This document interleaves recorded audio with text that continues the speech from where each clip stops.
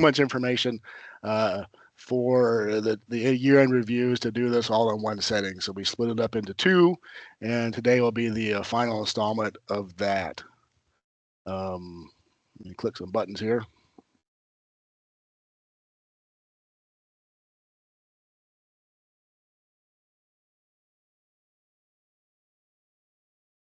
You see that? Are you guys all seeing the presentation? All right. All right. Part two, year-end review starts at the beginning. We're going to start with maybe. All right. So, bottom right, we saw with a little bit of comedy for a Tuesday morning. Laura and I found this picture last week. You know, you guys now, you all put bicycles on the front of your buses if you're a urban system. Like in the old days, looks like they put in strollers on the front of their bus. So we thought that was kind of funny, and that kind of ties in with safety. Um, Part of the year-end review process, we do send out the safety forms to our regionals and small urbans. This is the SS60 form that's required by NTD to be submitted during the process. We will send that out to you guys when we do our questionnaires, and then you will fill it out and submit back to the DOT. For those agencies with van pools, the monthly safety data will need to be incorporated into this form. And again, once we get your information and we start into the input phase of the NTD, we'll do those for you. This is again for the regionals and the small urban systems. The large urban systems, we will not request the SS40 or the 50 data forms from those agencies. The large urban systems will enter their own information into NTD as self-reporters. Things to remember for the SNS 60 form. For the safety form, NTD reporting requires detail on physical assaults on transit workers, non-physical assaults on transit workers, and other reportable safety and security data. The level of detail includes where the assaults occurred and the type of transit worker affected. This information, like I said earlier, will be collected from the regional and small urban public systems, and the bigger guys will get their own information submitted into NTD. Bottom right corner of this is we're going to have a couple of slides here with these little cutouts from the NTI database training. This is training that we took, and it's available for you guys too, but it kind of talks about the SNS 60 form and what that information is kind of the definitions of. In order for the year-end safety data collection to go more smoothly, we kind of ask you guys to track your stats throughout the year. That way you're not kind of end of the year kind of scrambling for this information. We also ask that you guys use the appropriate thresholds and report incidences only when they're necessary. The threshold descriptions will be included in the SNS 60 attachment that we send out with the questionnaire during the review process. So you guys remember from last year, we sent out the one-page table, and the following pages is about 6 more pages that has the definitions and assistance and guidelines on how to fill that form out. And again, to fill out correctly, don't over-report by totaling. And I kind of give you an example. I will give you an example here in the next 2 pages. Again, these are just cutouts from the NTI training. And these are the slides that will be included in the bottom of that form. The form itself looks like this. You can see kind of new for this year is we blacked out some of the bottom right corner and bottom corners. We've had a couple agencies last 2 years start totaling information. So it looked like their assaults were instances were a lot higher than they actually were. So we decided to black out the areas where that people were actually totaling, as that information shouldn't be there. Moving on, the DOT is still going to continue the practice of reviewing open contracts with the agencies as part of the year-end review process. We have also found this is a good time for the agencies to communicate any contract concerns with the DOT. Once a year, we look at all of our contracts to see where they're at in the process, and hopefully reminds that some of the agencies to get their contracts in order and used. We've kind of talked about this the last couple of years, but we're getting back to the operating contracts being only for 1 year, and capital contracts expiring after 2 years.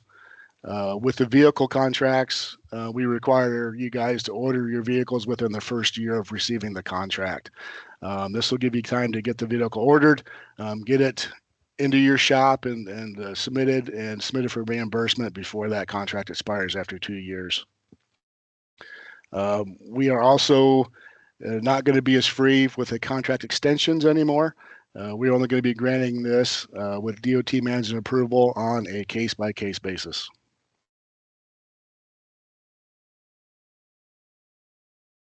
All right, numbers review. We're talking about fuzzy math here. So we thought, we do some fuzzy math. We thought it was kind of funny again to get in the spirit here. But FTA for operations in Black Cat, that column must match the total amount that you received from reimbursements from the DOT. We do have a lot of issues with rounding when we do our reimbursements. And remember that FTA rounds down. And so sometimes we will do our reimbursements and we'll do that rounding for you. So when you do the year-end reviews, make sure that the stats match with what you guys are reimbursed. STA for operations total on Black Hat. Now again, more fuzzy math because that is the actual amount, dollars and cents. So FTA money, we round down. STA money, we use exact dollar and cents. Again, your Black Cat totals on your end reviews from your quarter 1 through 4 should match the reimbursements that we look at in the process.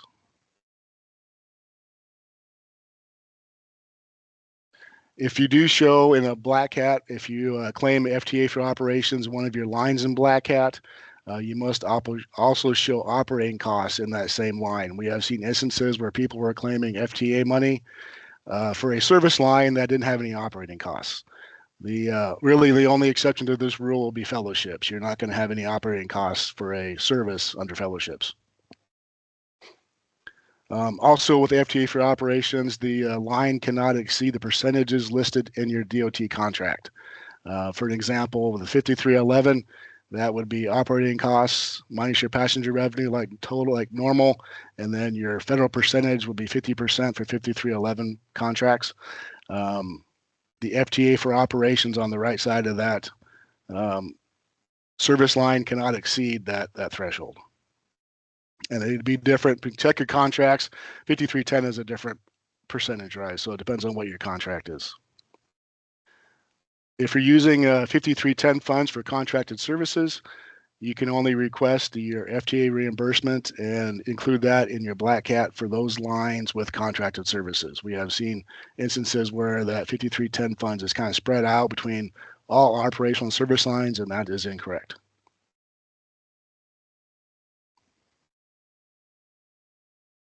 And that is only incorrect unless you have a separate federal funding source that you can put on those other service lines. So again, it depends on your funding source and where it's coming from.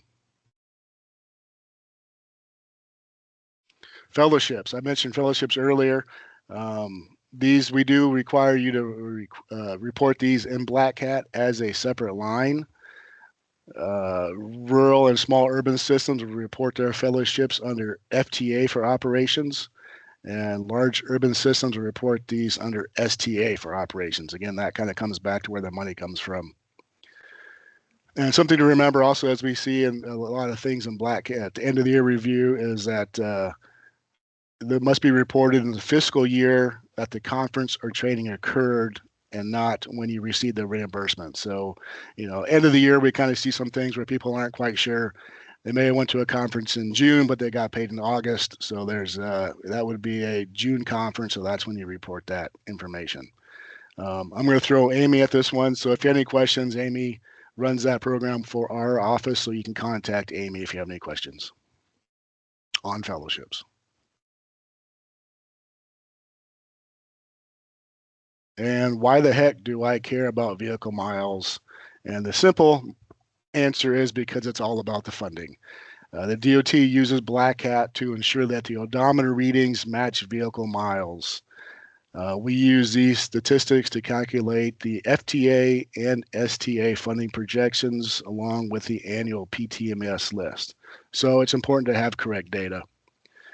Missing vehicles in Black Hat cause errors in the PTMS points calculations, And it also results in work need to be done by Black Cat itself. That can't be done by the DOT. A lot of times this will delay. The last few years, unfortunately, has delayed our vehicle calculations and ultimately delayed some of our timing of our projections.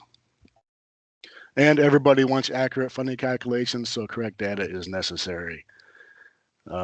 Since the implementation of Black Cat, we have noticed and have had to deal with discrepancies between odometer readings and the annual vehicle report compared to the vehicle miles in the year-end transit stats. Those two numbers should be close, if not accurate, exact numbers. We do look at those to make sure that the odometers, the vehicle miles, and your actual on your vehicles are within reason with the year-end stats that you're claiming on your with your quarterly stats.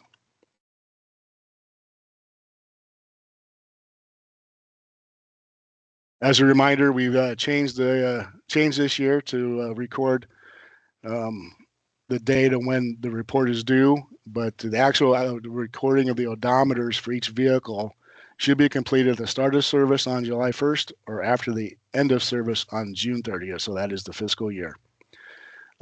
Very important here is readings must be actual mileages taken from the vehicle's odometer. Estimates, including those from dispatch software, should not be used in place of actual readings. We have seen instances where we've had a lot of issues with quite a number of buses the last couple of years based on estimates. We've had numerous issues, and again, we are not allowed to fix that. It has to go back to Black Hat. One thing that we're requiring, it might be advantageous for the agencies, is to include pictures of your year-end odometer readings in your vehicle files.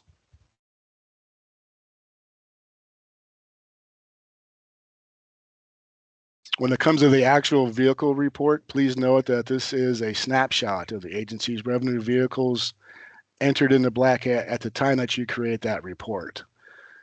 Vehicles cannot be added or removed from the report once it is created. To assist with the process, Laura and I will be deleting any annual vehicle reports that started before June 29th. That way we know that it's actual accurate information. Before starting your annual vehicle inventory report in Black Hat, double check to make sure all of your vehicles have been added to the inventory or disposed of. This will ensure that your fleets are up to date when the report is created. Again, that's because that report is a snapshot of the vehicles when you actually create that report. All revenue vehicles need to be in your Black Hat inventory. This includes van pool vehicles, taxi vehicles, and other leased vehicles. So make sure you work with your external entities to verify vehicle inventory. And I'll get back to that vehicle, the van pool vehicles here in a few slides.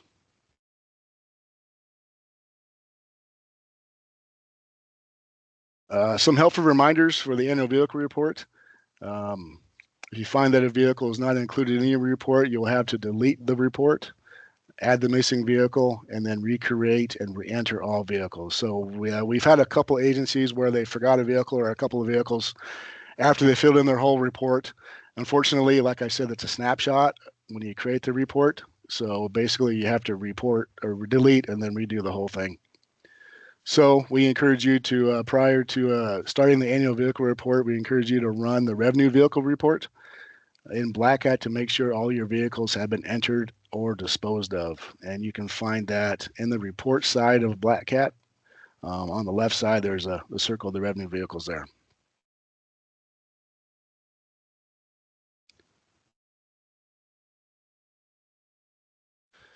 There are some data fields in Black Hat that DOT is not able to fix. This is typically older reports. If you have odometer readings from last year or odometer readings once the report is finalized, we are not allowed as a DOT to fix those. We have to schedule a service ticket with Black Hat, and unfortunately that does cause delays in finalizing the reports. Incorrect fleet data in Black Hat also results in errors during NTD reporting. And a reminder for your annual vehicle reports that maintenance costs for small urban and rural systems should be included as part of your annual vehicle report. And as I mentioned earlier, at the bottom there, we did change the deadline for the annual vehicle report to July 15th. That basically was to allow the DOT a little bit more time to review some of these stats and try to get the odometers updated before there becomes a major problem with the stats. So what do you do if your odometer readings are incorrect after the report gets finalized? So first, before you even get that far, review your numbers to ensure that there are no typos. We've had some buses that have 1,000,000 miles on them during the year because there was another couple of digits added to the odometer. So please make sure there's no typos. And the same thing, we've had some negative numbers. So it kind of goes back both ways. And if you do have an odometer that needs to be changed, we are now requiring you to submit a photo of the current odometer reading for that vehicle with your request. The request needs to state why the odometer needs to be changed, what the accurate odometer reading is, and any corrective action taken to prevent future incorrect readings in the vehicle. As I mentioned earlier, Laura and I or anybody at the DOT cannot change the odometer readings in the annual vehicle report once the report has been approved. It has to go to Black Hat, requires software coding modifications, and it's not fun. It's kind of an ordeal. And again, we don't send these as an agency, single agency information. We have to compile everybody's incorrect data, the fixes, and send one ticket to Black Hat for all of our agencies. So it's not a as it goes, it's that whole data collection process. Over to van pools, third-party operated van pool guidance. Several of the agencies have signed enterprise van pool contracts. This has kind of caused a few wrinkles in our system, so we are still in the process of preparing a guidance document for the van pool. We're still trying to work out a few things to ensure consistency for quarterly stats reporting. A few reminders for the stats. Van pools must be reported as a separate mode of service in NTD. To add a new service mode, if you started a new van pool this year, work with your TPA, and we'll get that information submitted to NTD. During the year-end review process, you need to provide the DOT with your monthly safety data, Appendix D that you receive, and also the enterprise annual report so we can double-check numbers. Also be sure to double-check the quarterly transit stats reports against the enterprise annual report as you prepare your fourth quarter to make sure that their yearly report matches your guys' total quarterly reports.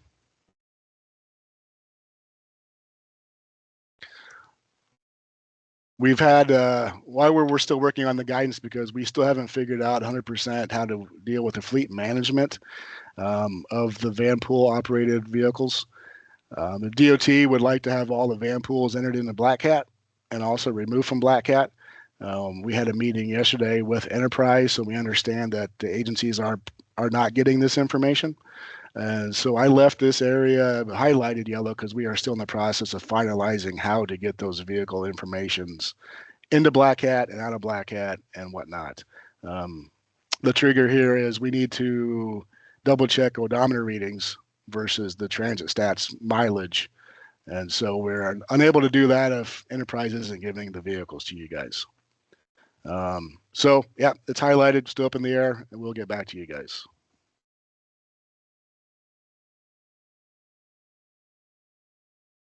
Towards the end of the questionnaire for the year review process, we're going to ask some other questions typically. We're going to ask about charters or other incidental services. We'll ask about public school services, explaining your deficit, your operating deficit or surpluses, real property, incidental facility uses, locally funded buses, fleet contingency plans, and basically anything else that kind of looks out of the ordinary. We will review that and send you guys a list of questions with our emails.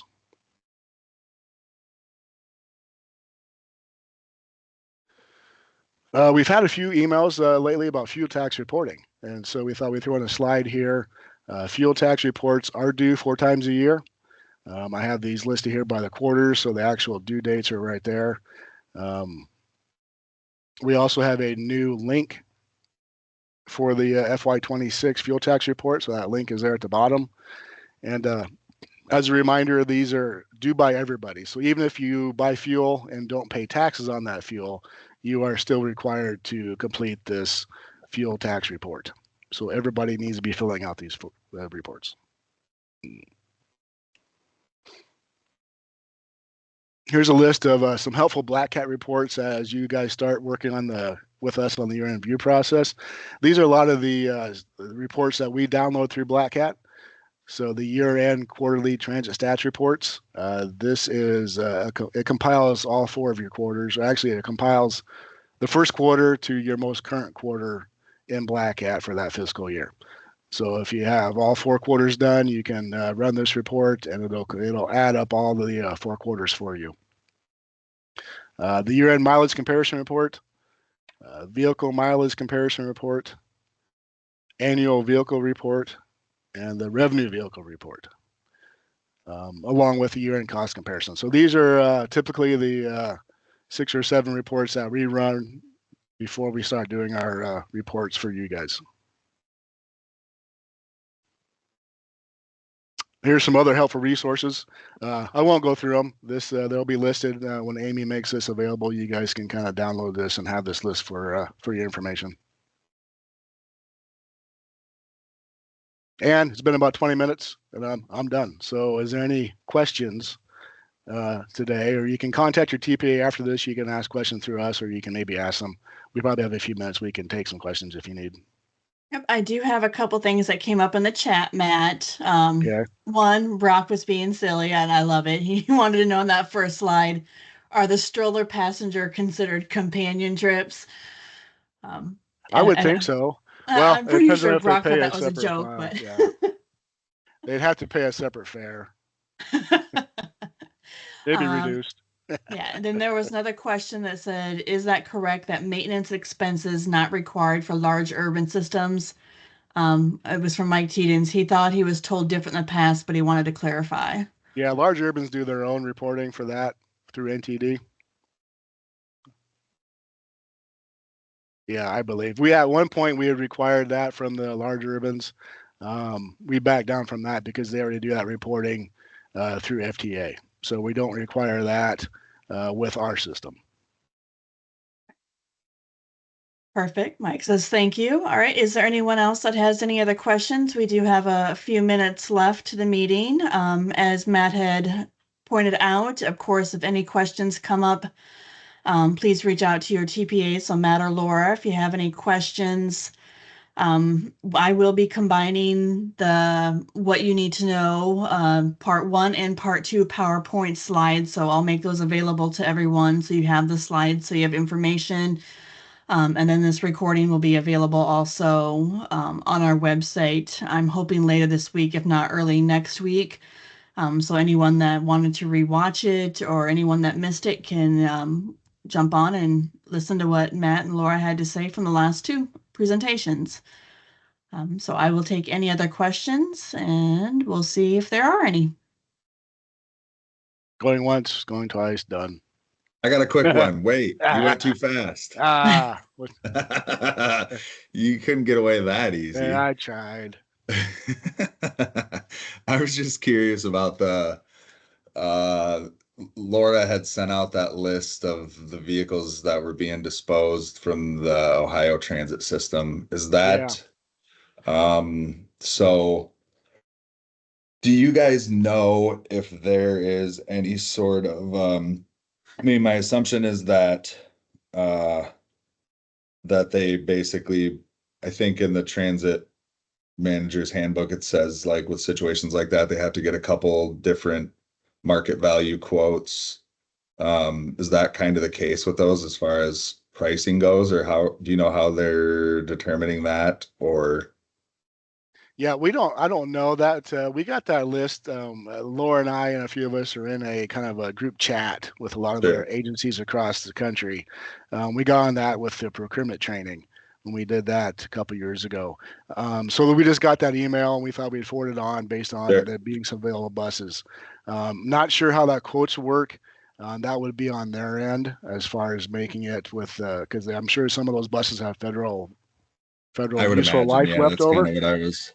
So they would have to make sure that'd be on their end and how they do that. We haven't researched that, but I will tell you that we got another email this morning and they got inundated by calls and Did they? communications. Yes. And so they have a waiting list. And so they're not taking any more calls. Okay. So they put together a first come, first serve. And it sounds Yeah, like if that you makes haven't sense, already man. contacted them, don't waste your time Yeah. because they're not going to get back to you. So if you already contacted them, maybe on the list, I don't know yet. If you haven't, write it off. It's not going to happen. So unfortunately. Better luck next time, huh? Yeah. Yeah. We don't see that very often. That's the first No, email I we've was gonna seen say, where man, it seemed, yeah. agency was giving away all their vehicles. So that's kind of a unique situation. And we haven't seen that before. But yeah, good question. No answer for you, but I'm assuming it would be they would have to since the vehicles have federal useful life, they would have to abide by the FTA rules on that as they dispose of those vehicles, and most likely have to pay FTA back some money. Sure. So It makes sense. Thanks, guys. yeah, they might be able to transfer the interest to other agencies. That's a whole separate process to get that done that we haven't done here in Iowa. So there may be other processes in place, but yeah, we're not aware of that. Okay. All right. Any other questions?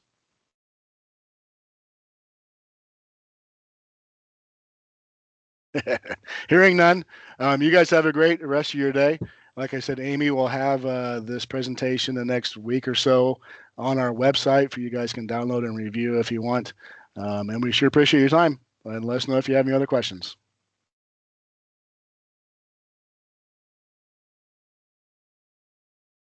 Thanks all.